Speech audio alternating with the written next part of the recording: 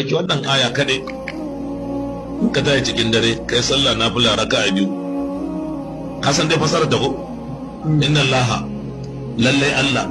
yarzuqu man yasha yana zo ta wanda ya so bi gairi hisab ba tare da hisabi ba sai ka ce farzuquni kafa 100 ya ishe ka wallahi za ga abin mamaki inna allaha yarzuqu man yasha bi gairi hisab farzuquni ya razzaq farzuquni ya razzaq ka sake maimaita inna allaha yarzuqu man yasha bi gairi hisab farzuquni ya razzaq wallahi ka samu kwana bakwai kana duk matsalar kuɗi da shige maka gaba za ka yi kofi Allah bai saukar da aya ka ɗauka ka yi tawassali da shi zaman to aikin banza alkawarin Allah ne wannan ko kusan kowane wuri a cikin alkur'ani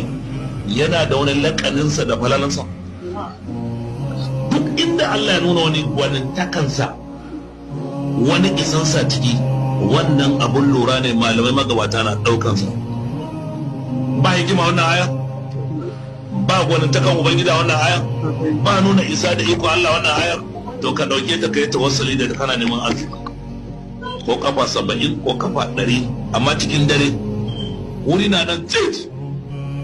ka rinka karatun da kai kake jiyar da kanka ba karatun shuru ba karatun kurma ka san ba mai jin karatun kurma shi ma bai san me yake ba